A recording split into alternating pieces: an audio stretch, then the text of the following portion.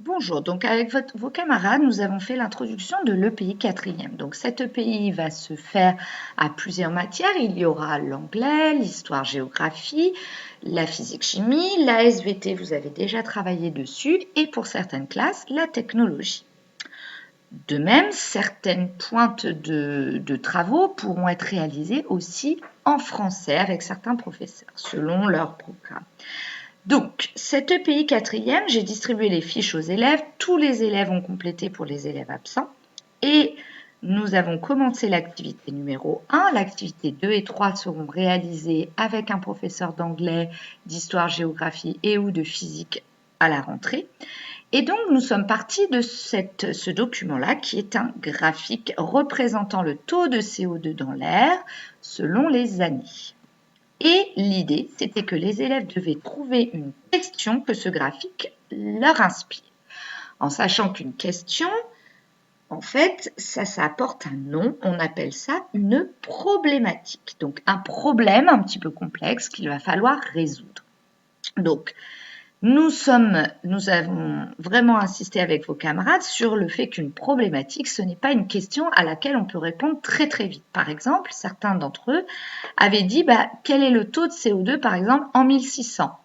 Vous voyez que ça, il suffit de lire le graphique et on répond très vite. D'autres avaient dit quelle est l'évolution de la courbe. C'est facile, au début elle est plate, puis elle augmente. Ça, ce n'est pas une problématique parce qu'on y répond trop rapidement. Donc, les élèves se sont mis par groupe et ont émis la problématique suivante qui a été celle retenue par la classe.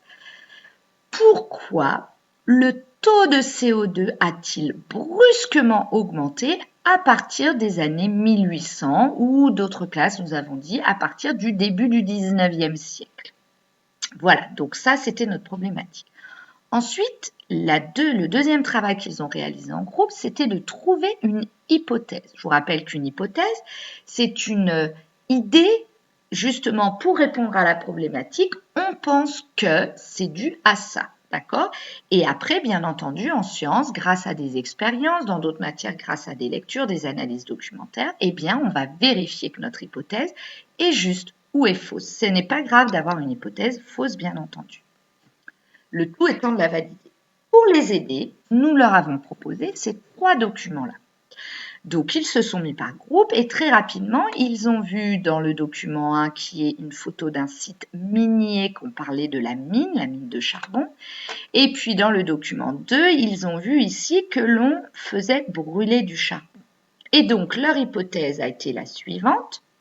Je pense que au début du 19e siècle, il y a eu un phénomène qui s'appelle la révolution industrielle, dans laquelle nous avons fait fonctionner énormément de machines dans les usines pour faire fonctionner les choses seules et non plus avec la main humaine. Donc, c'est ce qu'on a appelé la mécanisation. Et on pense qu'en fait, en faisant brûler énormément de charbon pour faire fonctionner les machines, cela a dégagé du dioxyde de carbone en grande quantité dans l'air. Et c'est ça que nous allons vérifier dans des expériences en physique-chimie. Et là, les élèves, donc, on a expliqué le fonctionnement de la machine à vapeur, donc je vous l'explique. En fait, on faisait brûler du charbon qui chauffait. Vous pouvez voir ça par exemple dans le film Titanic, lorsqu'on est dans l'endroit où justement il y a les personnes qui mettent constamment du charbon dans les machines, dans les fours. Donc on fait brûler du charbon. Ce charbon va dégager de la chaleur et là il y a une cuve fermée qui a au-dessus de l'eau. Cette eau en chauffant va fabriquer de la vapeur parce qu'elle va se vaporiser. Cette vapeur enfermée sous le piston va pousser avec la pression et donc va faire monter le piston. Vous voyez ici que le balancier, si le piston monte, va se retrouver dans une autre position comme ceci. Et comme là, c'est relié à une roue, si ce point-là baisse, vous voyez bien que la roue va se mettre à tourner dans ce sens.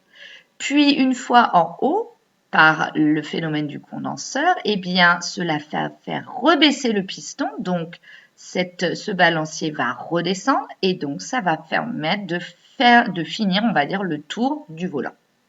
Donc, on a un mouvement ici vertical, qui va se transformer en mouvement de rotation. D'accord? Donc, c'est ça qui faisait fonctionner le bateau dans Titanic, mais aussi les chemins de fer, etc., etc., les trains.